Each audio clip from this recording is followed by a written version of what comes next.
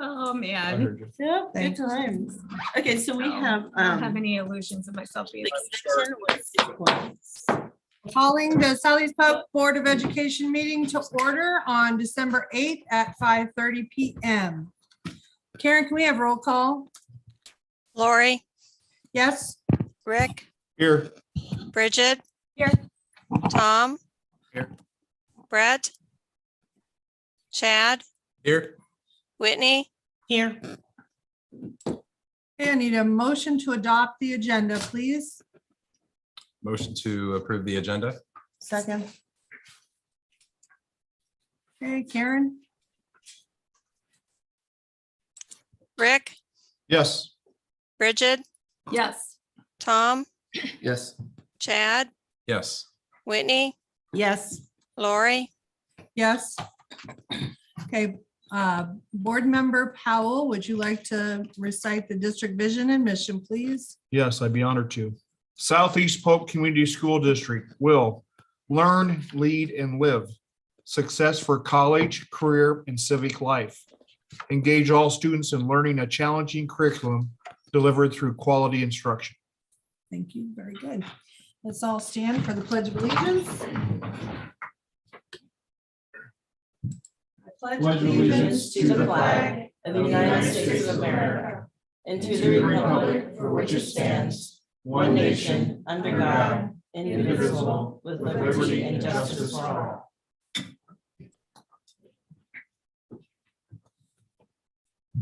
All right. I'm going to read this paragraph first. Want me to read that or just introduce the speakers? All right, we'll start with the Jack Christensen with Iowa State University. Good evening, everybody. I'm Jack Christensen. This is Casey Haggerty. We work School of Education up at Iowa State University. We are what is technically called clinical experience coordinators. And our job, among other things, is to place student teachers in their capstone experience after their instruction. This year, or excuse me, this coming semester, we had the privilege of placing 450, getting 450 placements for student teachers for the spring. Now, most of those stay in central Iowa, but we also place in 10 states.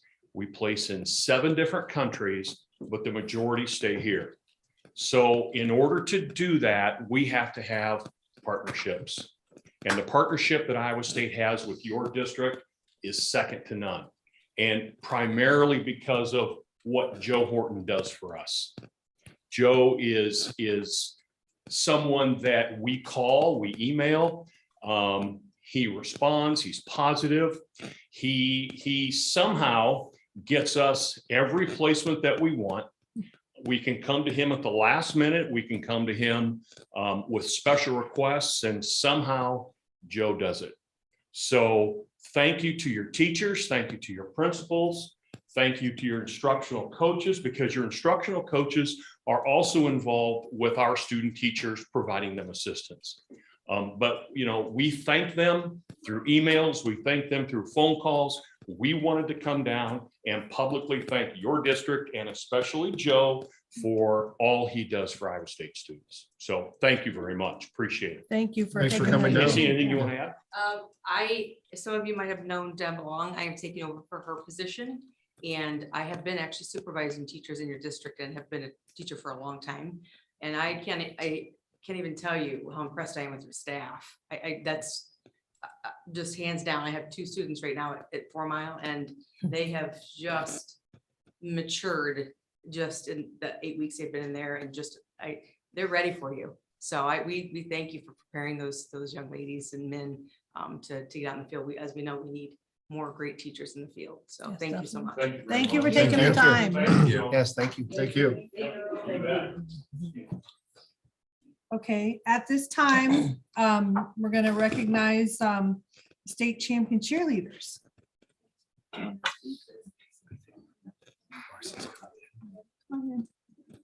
Wow, you got special sweatshirt.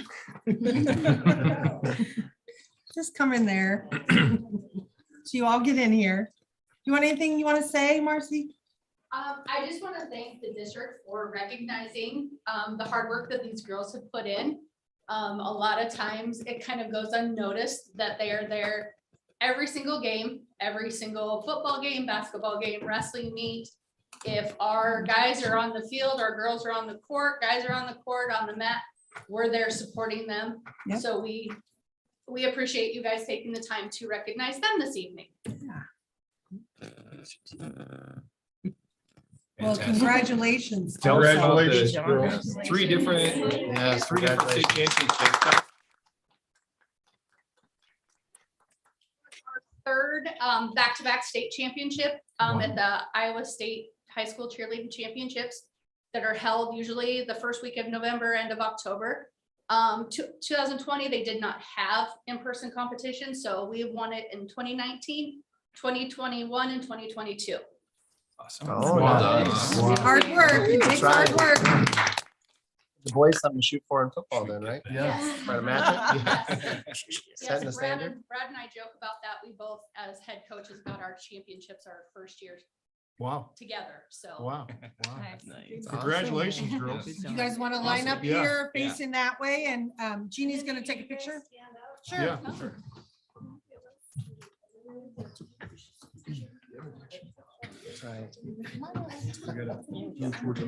Oh, sorry.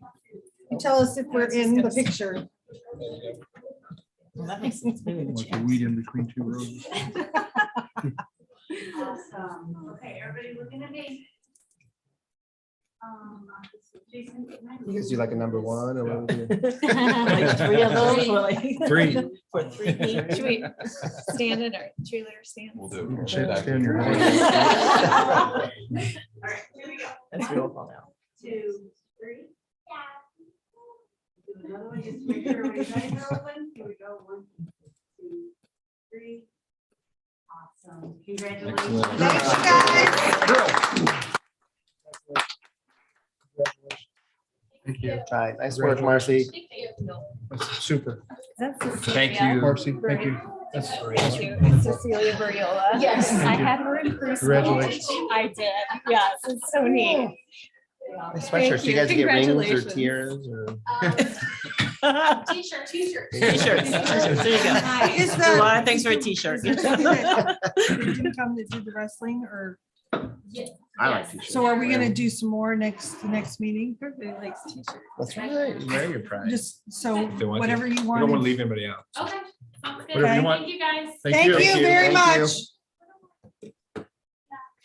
I was wondering if there was something else.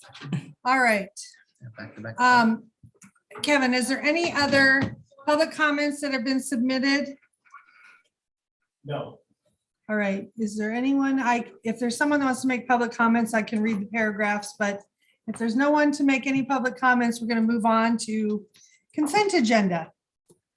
Seeing none, Bill doesn't look like he's coming up here to make public comments. We'll move on to the consent agenda. I need a motion, please.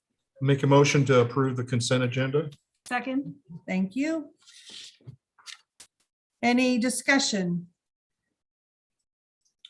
Just glad to see that we've got a couple assistants there for the girls wrestling Yes. program. Yes. I know they've been helping out already a little bit, so. Very good. From the size of that picture is needed. The Mhm. picture that came out. For the I didn't count team. them, but it looked like about 40. I mean, I don't know. Oh, that's Whatever. great. That sounds I like don't know you that it's counted. quite 40, but Okay. it's it's good. Good first year now. Very impressive. It's big in the picture. Yeah. All right, any other discussion or comments? Karen? Bridget, Yes. Tom, Yes. Chad, Yes. Whitney, Yes. Lori, Yes. Rick, Yes. All right, moving on to old new business, confirmation of the next meeting. We need a motion. Motion to approve. All right. anybody- Second. Thank you. Any discussion?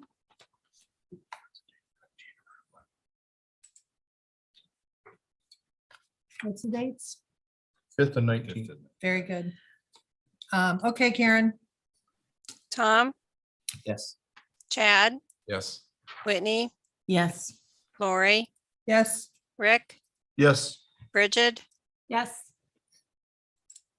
All right, item B, architect approval for building roof repairs. Need a motion? Motion to approve architect approval for building roof repairs. Second. Very good. Any discussion, comments? Questions? All right, Karen? Chad, Yes. Whitney, Yes. Lori, Yes. Rick, Yes. Bridget, Yes. Tom, Yes. Item C, second read of various policies. We need a motion. I move to approve the Board of Education of the policies that were first read on November 17th, 2022. Okay, do we have a second? I'll second that. Thank you. Any comments or questions? All right, Karen, moving on. Whitney, Yes. Lori, Yes. Rick, Yes. Bridget, Yes. Tom, Yes. Chad, Yes. All right, section 3, topics for discussion. I'm very much looking forward to the superintendent's report, item A. Yeah. Thank you. Good evening, board. Several pieces of good news here. Just want to go back and revisit the board building visit to 4 Mile last week. I still can't get over the 2 first graders that taught us Right. Habit 3, and I didn't really put it together until like a week later now. Putting first things first with the first graders. It kind of sinks in now, but how they did that with the rocks and the sand and the critical things and the nice to have things and how they fit in the cups and not, it was incredible. So it was overall a really good visit, and we're at Delaware next week. Yep. So that's on Tuesday, the 13th. The 2023 Iowa State Teacher of the Year, we're of course all proud. Crystal Colbert, one of our own, second grade teacher at Mitchellville. Extremely proud of her, and she'll be representing Southeast Polk across not just Iowa, but the entire country, starting July 1 for over the course of a year. There will be a reception. You've got things here at your place, and we'll send reminders again too next Monday. So Monday the 12th from 4 to 6 p.m. And that's open to all members of the staff and community as well. And then she'll be here at the January 5th board meeting. So we'll have a chance to talk to her in person. We've just had a chance to recognize excellence with our cheer squad. And we know since our last meeting, our football team won the state championship, back-to-back state titles. And Ed Lusama was the Register All Iowa Player of the Year. So some really nice awards. And those will keep kind of trickling in the All-State Awards and that kind of thing. Rhythmettes also this past weekend were state champions in the kick division in their state tournament. And we had successful nights since our last meeting with a high school college fair and career planning night. Lots of good information for our students and families as they're making the plans for what that next step is. And then finally on the good news part here, CPIA and ISEA, Tracy Dawson at Spring Creek was able to secure that grant so that all of our preschool students received a book that they get to take home.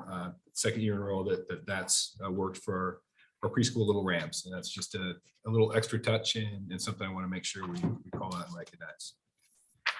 Not so great illness right now. You've probably seen in the news across Iowa, we're seeing January illness levels a little earlier this year. We have had a few buildings, actually 3 this week, reach that 10% illness level where we need to report that to Polk County. Staff's dealing with this as well, and our transportation department has probably been hit the hardest. We've been able to kind of get through with subs, and Dan's been very creative there to get through the week. And I think we're actually a little bit better today than we were earlier in the week. So, but we're not immune, no pun intended, to what's happening across Iowa. Final thing that I want to talk about, the IASB Board of Directors. Chad Crabb has been nominated as a candidate to represent our region on the Board of Directors. There's one other candidate for this region, a board member from Colfax Mingo. By rule, I get to cast the vote on your behalf. The superintendent does that. But the ISB encourages boards to discuss that selection process at a meeting. So here we are at a meeting and we have to cast that vote by December 21st. So we don't have another meeting after this. So I'm interested to hear who you want me to vote for. Chad Crab. I would support Chad Crab, Yeah, I'm gonna go Chad. Thank you. I suppose. I suppose. That's Okay. great. And that's all I have. for Chad, my are you update. gonna support yourself? Yes, Okay. Are you- I'm checking there. I filled out the form, so. Okay. Didn't know if That's you were on probably the Cast the four vote. for- Yeah. Okay.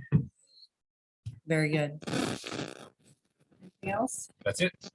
All right, up next is the IASB and UEN annual meeting discussion.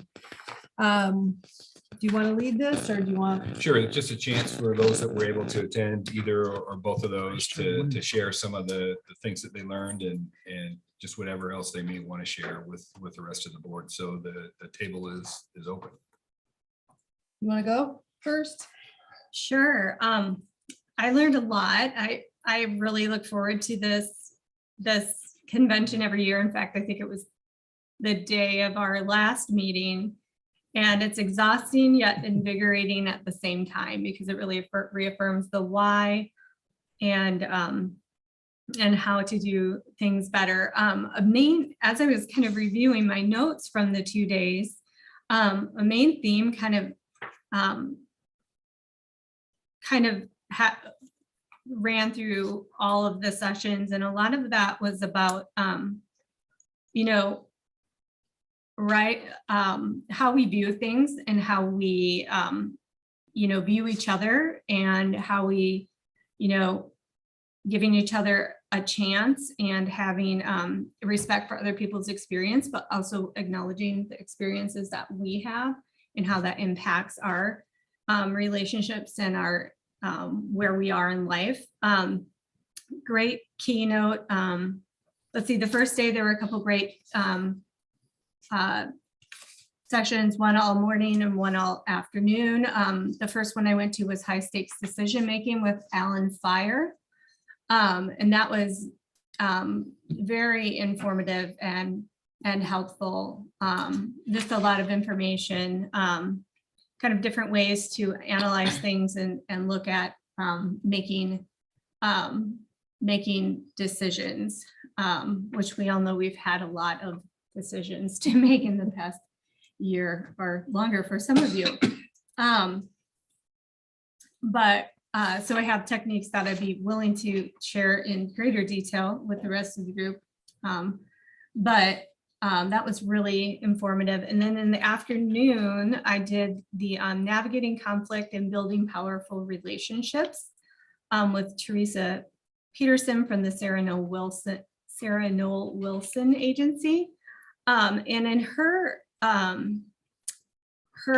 approach is about looking at other people's perspectives and our own, like one of those themes that relates to those themes that I saw emerge. And she has a curiosity first toolkit, being curious about ourselves, what values of mine are at play, what do I know to be true, is my perspective, what assumptions am I making, things like that. And then being curious about others, and what others' values are, what value might be being stepped on, what information do they have or what they might be missing or what we might be missing.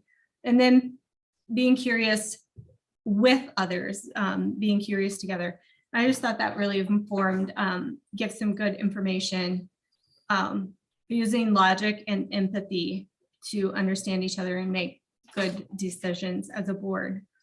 One other thing she said is to keep our amygdala in check and do an amygdala audit, because the amygdala is kind of that reactive part of the brain, that basic level. And often, our tendency, what's the word? Our natural tendency is that our amygdala will take over.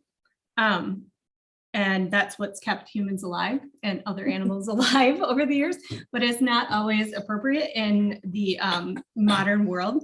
So we need to be conscious of when that amygdala and those stress responses take over, and the different responses that we can have to that, and just being more aware of it and trying to use the front of our brain where higher level decisions are being made. Day 2 was great. Great keynote speaker, Adolph Brown. He talked a lot about common sense and having a sense of humor and how we deal with situations. Again, being self-aware that our past is a place of reference, but then also knowing that other people have a past and a history too that they bring to the table. One thing that I took out from him from that session, and then the breakout session that I went of his afterward, is don't take things personally, but take them seriously. Like you can take things seriously, but not take them personally, which I think is really important on a board with diverse opinions. And he talked about the empathy gap. When we allow our brains to tell us about people, we may be wrong, and we need to have empathy for people's situation because there are pieces that we don't know. I missed a couple sessions because I was serving Thanksgiving dinner, but then the afternoon breakout session, I learned a lot of things about what the Davenport school district went through and challenges that they had, which made me feel very fortunate on our board. I know there have been challenges, but we've, 10, 15 years ago, but we've overcome them, and we're doing some great practices, and I got a few ideas from that. And then the final keynote, Cindy Solomon, she talked about creating a culture of courage, the new leadership challenge. And she said, one of the main things is you don't have to respect an opinion, but you have to respect the person. So that kind of came back to that central theme about understanding and respecting others, even if you are coming from a different place. And she talked about 4 types of courage: blind courage, role courage, crisis courage, and core courage. And we kind of tried to think about ways what type of courage we felt we had, because it's a very personal story to everyone. So I think that's all I have to share. Okay. Any comments on the UEN? That was really interesting. I was very tired by that point, so I'm not like having very specific takeaways. I didn't really take notes, but talking to other school districts and listening to their challenges, knowing that we've all faced different challenges or similar challenges, but just getting the perspectives from other large districts across the state has been great. This table I was at, I remember Storm Lake was there, and they had just recently been approved to be a part of the UEN, not because of their size, but because of other demographic type criteria that they had met, and they have a very diverse population. So it was interesting to hear how they got their community involved. Came to be. Yep. On the UEN. Okay. Anyone else would like to comment? So I want to address 2 things. The Boardsmanship Award. 3 of us actually received it. I found out tonight that Chad received it. We just didn't see his picture because he was on vacation. So Bridget, Chad, and I all earned the Boardsmanship Award. And in last year's frame, we had to earn 120 credit hours. This year it's vastly different. So, and I think everybody could get that award. And Dirk got the Superintendent Boardsmanship Award. So that was wonderful. And the neat thing is that there's a team award, and that requires a majority of the board. So that's 4 people and the superintendent. We were 1 person away. And so I know that we can do it next year. So I'm going to issue a challenge that we all, like 4 of us, and Bridget and I already have 6 or 9 points because we went to the conference. So yeah, so there we go. But I wanted to go over because Chad asked like what the points look like this year. And so we only have to earn 15 hours. That's it, of credit in order to win the boardsmanship award. And most of this is being tracked by the Iowa Association of School Boards. And so the convention, only certain things count. So the convention, pre-convention workshops, down the hill, spring summit, the workshops that we had here as a group, we had 2 workshops here last year that would have counted.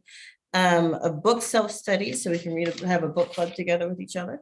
And then a board self-assessment. So all of those can be combined to get our 15 hours. And then next year, because I think there was only one board that got the team award.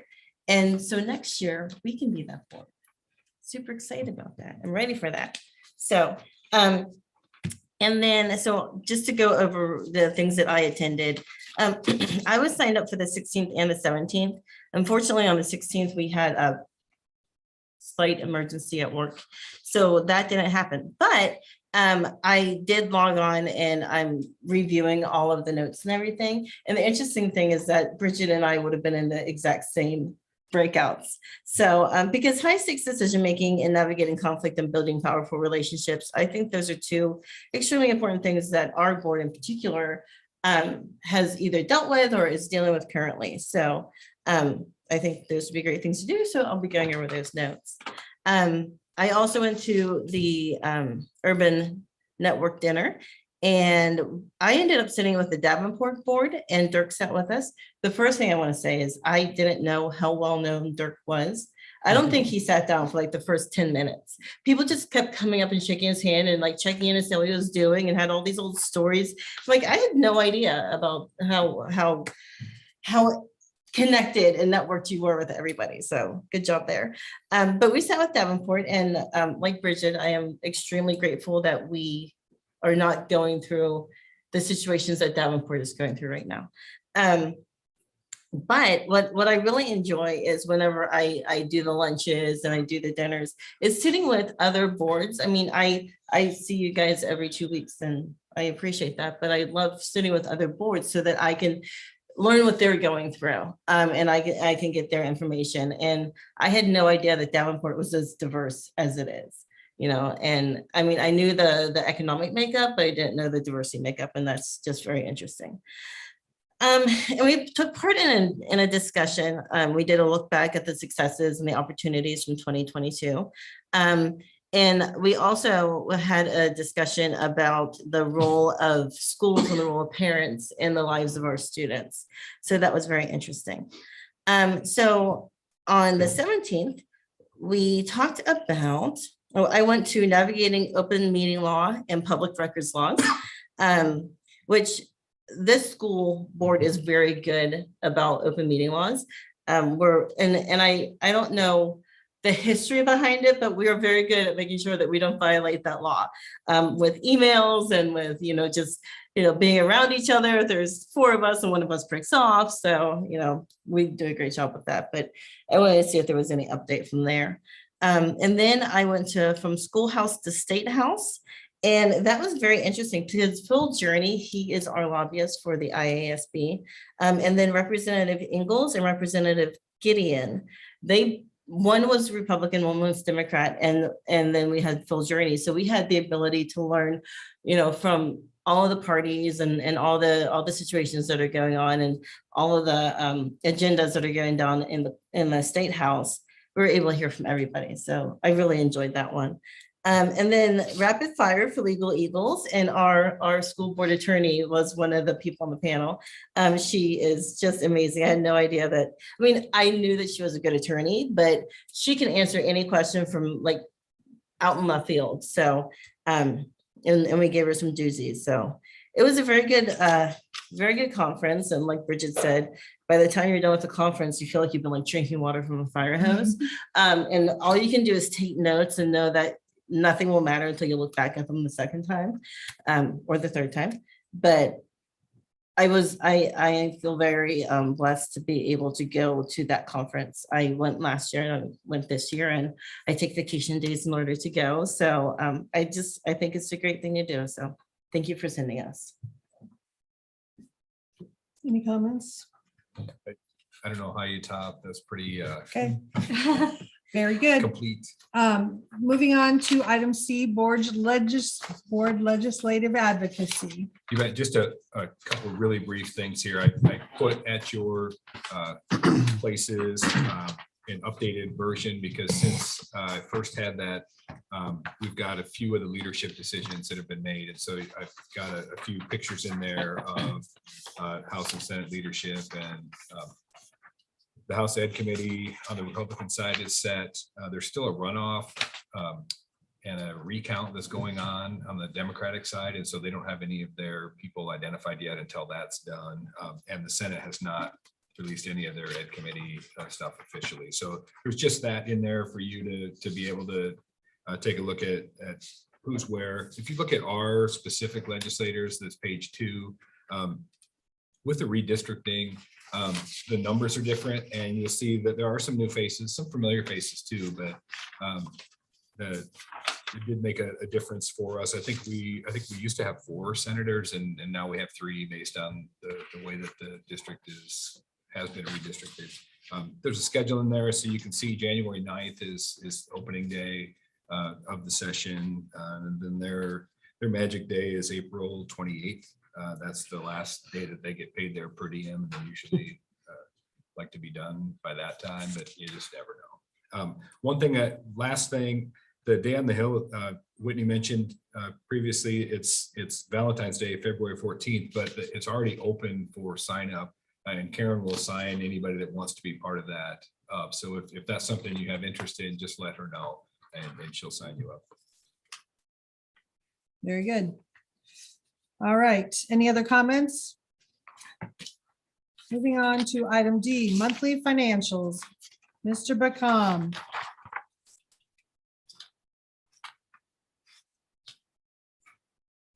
Good evening, board. This will be very brief. I don't think I'll engage your amygdalas tonight.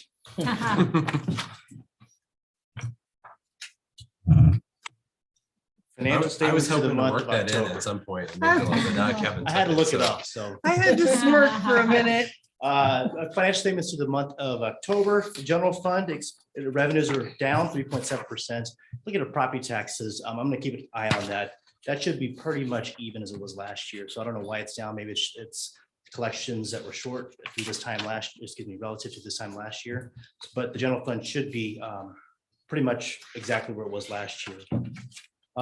The big pieces on the general fund as far as revenues, though, commercial industrial rollback, and we talked about that a little bit, but commercial industrial rollback was a chunk of money we used to get from the state, but it ended back in FY22, so last year. We don't receive that anymore. For the general fund, it was $480,000 we got last year. For all funds, it was $735,000, and it had to do with some of the rolling back of commercial industrial property that happened, which we got this money from the state to lessen the effect of that on state. In the timing of categorical funding really is some of the other pieces. Interest earnings, that's not me. Interest earnings. More aggressive with the money that we have on hand and carry out here a little bit longer, but it's about 4 to 4.5% right now in some of those earnings. We're going to go aggressive to interest earnings. We're getting more than we did in the past last year. And of that, interest earnings as part of the school budget typically is one of those things you don't talk about it, but it does supplement some of those costs that we have. And for this year, with inflation and things of that nature, this will definitely help. So we'll push heavy on interest and getting some things out in investment portfolios. Expenditures are up 4% in addition to the additional bodies and the people and the raises. More of our people are getting benefits. So that's a pretty, in order to hire those people part-time, we kind of hit benefits. And diesel fuel not talked about very much, but it's up through October this year relative to last year, 64%. Pretty good jump. All funds, revenues up 2%. Again, property taxes for all funds are up actually 6.8%, which is where I expected them to be. If you looked at the save money or the sales tax funds, $3.5 million through October this year, 1.9 last year. We talked about before kind of how the state is distributing that money now. It's based on actual costs rather than estimated costs. So although we won't see a huge jump like this for the entire year, we'll get more money up front and then less towards the back end. Expenditures up 10%. Same thing with people, benefits. a lot of the repairs, HVAC, plumbing, right there. And then just the timing of school bus purchases, and then of course our capital projects activities, of which some Mr. Good will be talking about this evening. Any questions regarding monthly financials? I had one question. Yes, ma'am. Did you say that we're giving benefits to part-timers? Anybody that works over 30 hours per week. Okay. receives benefits, Okay. correct.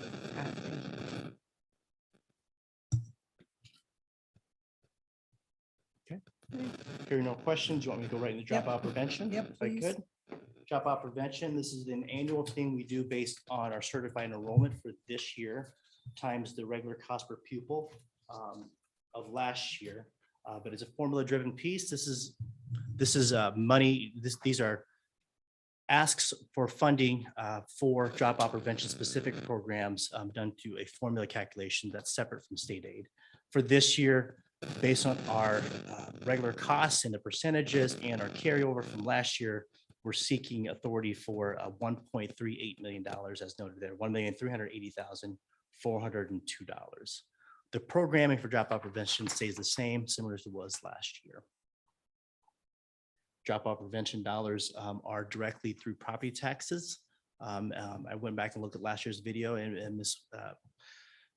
McIntosh, the question was, does it affect property taxes? Yes, it could, but we manage those property taxes so they will not go up again for 24. Thank you. Any other questions? So I have a question about one of these programs. I know that Dirk, you and I spoke about Starts Right Here. Is that something that we can do in the future, maybe in 2024, 2025 for dropout prevention? Because I remember from the harbor that there is a waiting list. And I don't know if Starts Right Here is an option for those students who are on a waiting list. Sure. It depends on how we're talking about it. If we're talking about starting our own version of that, that's a bigger discussion. If it's having some sort of partnership with Des Moines Public Schools to the Will's program that exists now, that's an easier change, I guess. And so it's something we probably need to talk more about, but Okay, I think that would be a good idea to partner with Des Moines, maybe not start our own program, because that would have a long runway. But if we at least are able to move some of our kids over there, I think that'd be a good idea. All right, thank you. Next item I'll introduce, it's the capital projects update. Mr. Bill Good is here to discuss that.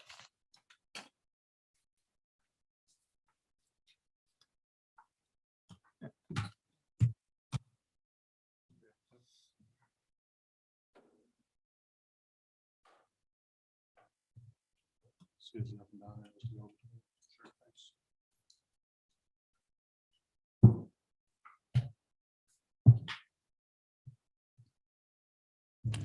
Good evening, Superintendent Board. Bill Good back after a couple months. And I'm here to give you an update on 3 projects: the multipurpose stadium, the softball field, and the middle school. Starting with the stadium, you see their frustration has been the norm. We are not where we need to be, or we expected to be, or where we were told we would be. So it's been very frustrating. The schedule's been changing, and we're very disappointed for mainly our students and the lack of the availability of the facilities for them. We're working hard as best we can with the superintendent of the project, but it's just not, from a progress standpoint, not going well.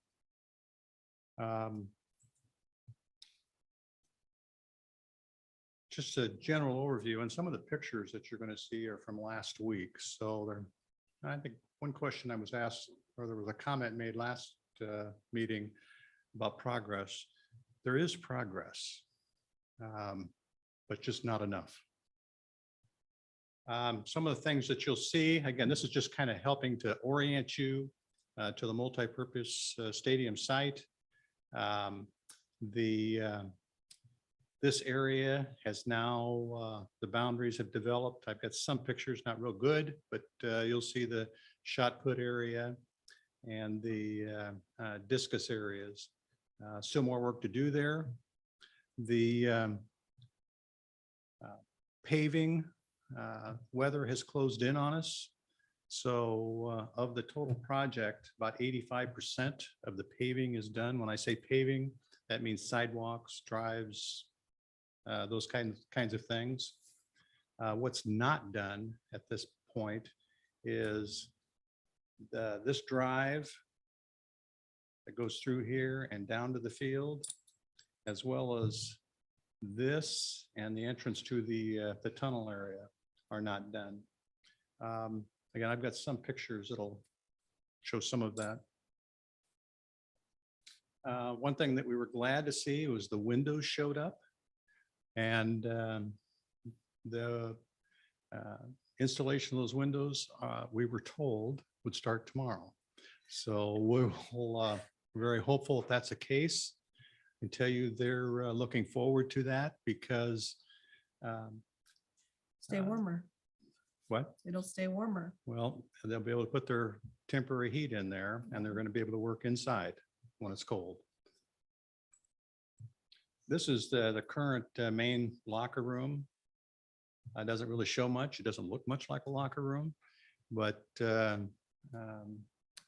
lockers and fixtures are supposedly on the way. From a paving standpoint, this is on the west side. This is the parking lot on the west. This was poured last week. It's kind of handicap parking here on the west side. This is a piece of that that's yet to be poured here. And we're very concerned about them trying to pour on frost because that could develop some long-term issues to us. So we're monitoring that very carefully. The general contractor believes that it can be done. The paving contractor doesn't. And but we're going to make sure that's done right. Press box area. Again, this has changed a little bit since last week, but it's all enclosed. You can see some of the sidings on. The roofing is on now. All the work that's yet to be done is on the interior. They've actually framed some of the divider walls and that type of thing. Been very disappointed in the plumbing lack of progress. This just happens to be one of the locker rooms, current state. As you can see, there's not much for plumbing fixtures there. This is the main entrance. You can see they started the siding here. That's been a little slow, but they were supposed to get back on that this week. The bleachers, they had 2 people out the day that I took this picture. And as I said here, it's about 95% done. So they are close. They're doing a lot of details. You heard last time about the district rejecting the field, the rock on the field because of the lack of drainage. This was progress last week. The subcontractors out there taking out rock and putting in new rock. This is a machine that's laser grading the rock surface. And this is all in preface to turf, which will not be done this year. I mentioned the shot discus area. Again, this isn't a great picture, but this is the landing area for the shot put. The throw areas are up on these concrete areas. That's what these are here. As I've been saying, the contractor has not been meeting expectations for what was to be a December 22 substantial completion. Also, they will be providing at their costs temporary heat for the buildings to continue that interior work. The total project with work and materials stored to date is 89%. The track surface will be completed in 2023. as well as the turf. And again, those are both temperature sensitive installations, and that's why. I continue to say there's frustration about the delays in completion schedule. We are told one thing and then something else happens. The district has been very vocal. And one question we continue to ask is the general contractor, is the district architect or engineers or testing companies impeding the schedule in any way on this project? And we're always told no, which I think speaks a lot for itself. Again, positives. This is really going to be a nice place. I mean, it's going to be a great stadium. It's just the process to get there has just been completely frustrating. Right. And we are not the only school district that's frustrated with this contractor, correct? That's my understanding, yes. So hopefully everyone word of mouth, they say their piece and share with their friends or their neighbor school districts. Yes, that kind of bad news spreads. Yep, very So- quickly. Yes. Mr. Good, I know you, the track surface and the turf is going to be 223, but obviously we want it the sooner the better, but if I remember the last time you were here, you talked about you need so many days of above 32 degrees. Is that still what Yes. we need? Yes, as far as the track surface and the turf, they're temperature sensitive. And that's where, when those temperatures change, Right. and when I say permanently, when that trend has gone to warmer temperatures, we have been told that at both the multipurpose stadium and at the softball diamond, that by that very reputable, very good subcontractor, Midwest Field Turf, that we are first on their schedule. Good. Good. So we just need a good week, right? Couple weeks. The positive in regards to the stadium project is we have another stadium and we have another track. So that is our salvation because we have a track meet. We're the first track meet of the season. So likely it won't happen. So we'll be on our likely regular current stadium for that based on the way things are going. I'm just going to put that out there. So it's on the record and it's not a done deal. Anything positive can happen, but we have another stadium, so we'll probably likely be using that. Yes, Principal Pruitt, at the last construction meeting, pointed out the schedule of events and shared it with the general Mr. Pettit, was it? contractor. You mean Mr. Pettit? Pettit, I'm sorry, yes. Excuse me.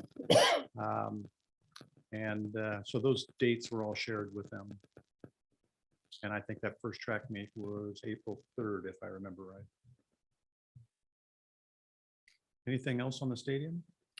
So what is our best? I don't know, probably doesn't matter because we haven't met any dates so far, but what's our best estimate right now? Like looking at that schedule, are there any sports in the spring that we have hope for using the stadium for, like soccer? Or, I mean, at this point, are we really pushing to fall of next year? We have shared those dates, as I said, with the general contractor. We said that we want to get those facilities available to our students as soon as possible. They continue not to rule things out. And so there's still a question from my vantage point. I think that those early dates are in question right now. Again, I've kind of grown to not trust what I've been told. I'm hoping that the weather breaks very early and things can happen there. Okay, so we really don't, I mean, you're not holding out a whole lot of hope, but you're gonna push as hard as you can to get this done as soon They're as pushing possible. as hard as they can every week, but it's not happening. So that's why I say we have another option for the stadium, the track, and if nothing else, at least for that, we have a fallback plan, but the softball field is another issue completely. Mhm. Which you can move on to that. Okay, I've got one more, Bill. Oh, I just think that, I don't know, you can't do anything about the schedule. So and that's not why, I guess, I don't see that's not why we hired you, as far as to kind of keep them, as far as trying to make a schedule. It's more just to make sure everything is correct, right? It's perfect, it's right, we're not gonna have trouble down the road. So as long as, I mean, you're kind of on top of them with that, like the concrete over frost and, just making sure everything's perked out and everything's working properly and everything's perfect. I mean, that's the big thing. So, I mean, I just kind of, I guess you can kind of pass along the fact that you're unhappy with the schedule, but I mean, I would just say stay on top of them just as far as quality wise. And just kind of beat that over the head as far as, I mean, I don't care if it's at this point, if it drags out in the next summer or whatever, it's just as long as everything is perfect and we're not gonna have problems down the road. That's kind of where I'm looking at this going. I mean, like you said, it's gonna be awesome, but yeah, no, it's those just, are I all want it good to be awesome points. for a long time. There's a lot of eyes on them. It's just not me. The architect, the engineers, the testing companies. We're going to make sure that it's right. We're not going to accept anything less than that. Right. Yeah. And you're basically our eyes and ears. That's why, I That's mean, the right. communication part. And I'm of an everything, so- ornery son of a gun at those meetings. and I appreciate that. So, yes, thank you. Mhm. Concerning the softball progress, again, this is the rendering showing the general overview, which you've all seen before. You'll see the restrooms and the ticket booth and the progress to date on those. The press box is kind of one unit. It's not there yet, but it should be, we're told, very soon. A portion of the turf has been spread out, but I'll get into the pictures. Again, that's the ticket booth, restroom areas. These are the paved areas. Again, ticket booth, restroom area. Actually, again, these were from last week, and from a progress standpoint, those all have been poured now. So in a week, things do happen. This is that infield area. And again, just a layout of a portion of the turf. As you can see, the bullpens are pretty well taken care of. The dugouts. This is the third base dugout, first base dugout. And actually, they're in the process of beginning to pour, and that's all been poured now. As you can see, these are team benches that are sitting, waiting for installation in the dugouts. We were told a lot that this project would be completed December 15th. And They said easily. pardon me? They said easily. Yes. Wouldn't be an issue. Well, and then what really unfortunate, we very early in this process offered them more days to work. We offered them an early start and they chose not to use that. We were told it would be done and it's not.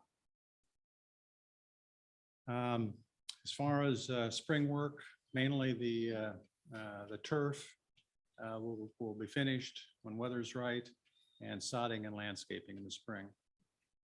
And as far as the softball field materials and work to date is 89%. And this is the one I have the most concern about because we don't have a backup field. This is the field that we tore up after the season ended. And I know junior high, that starts sooner than regular summer ball. I don't know, junior high, Did- the varsity or high school girls, it's the second week of May is when that season, Right, when they can officially, but of course they are on before that, right, doing open field and things like that. yeah. And the sod and the turf are, I mean, if we have a late spring, in April, that's a problem for the turf, et cetera, not to mention the sodding and landscaping, but that's my this needs to be ready to go for that team and those teams and the younger student athletes as well, because we don't have a backup field. So I don't know if you can crack the whip anymore, but, and there's nothing that can happen right now, but it's imperative that they have that ready for the teams. Right, and that has been expressed. Yep. We've talked about dates, and I'm more optimistic about that happening than I am the other. I want to be optimistic, Bill, I really do. Yeah. But the reason I'm saying this in a public meeting is in the hopes that they listen. We don't have a backup field. And it's imperative that they complete the job on this project over the other projects because of we don't have a backup field. I'll use those exact words the next Yes. meeting. And I've had all week to de-escalate my mood on all of this, so it's not coming out at you. I've said my piece and you get the message. Very appropriately. Anybody else have any comment? I'm just trying to hold back the amygdala right now. Work it in. Good job.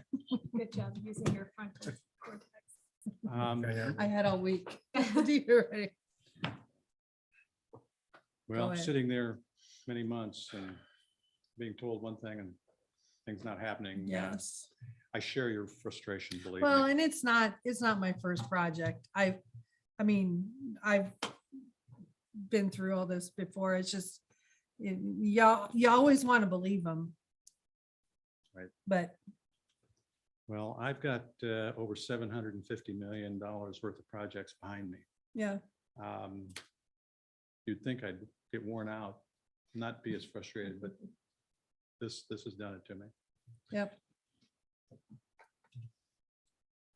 With the middle school, again, just kind of an overall rendering as far as where the direction's going. This really is the good news. This is really going well. Been and very appreciative of that. But tomorrow, we should have delivery of precast concrete. And they're going to start, this is the locker room area down here. They're going to start getting more vertical there also, and the gym area. But the next few weeks, that's going to be the concentration, is putting in that material. This is really hasn't changed an awful lot, but this is viewing towards the west. But this is the current vertical elements of the project. And I just put some identifiers there to give you a sense within the building what those areas are. And then this I put together using an aerial to give you an idea. You can really see all the footings are pretty well done. You see the outlines here. So they're basically ready for walls. And I mentioned down here, the precast is going to start in the locker room area and then move to the gym area here. But I called this a north classroom wing, but it's kind of, what I'll say is cattywampus a little bit. It kind of goes northwest instead of north. Same way here, this is kind of southwest, this classroom wing. Materials work to date, 23%. They are right on track. We have a lot of time left. A lot of things can happen, but right now they're on track. And they are just all over the scheduling, the coordination, those kinds of things. They are just really good to work with. And I have all the faith in the world with Whites, and they managed the junior high project as well, and came in on time, and I fully expect from them as well on this, overseeing this. They're very capable and an excellent company to work with. yes, they are one of the top companies in the area.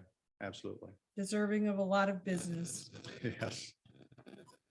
And again, currently don't see any issues impacting the summer 24 completion. So with that, if there's any questions, Anybody? That's exciting. Thank you. Yeah, just appreciate your input. And your patience. well, I look patient here, but I'm not so. I patient. know. Thanks, Bill. Yeah, thank you. Okay, I think we need a motion.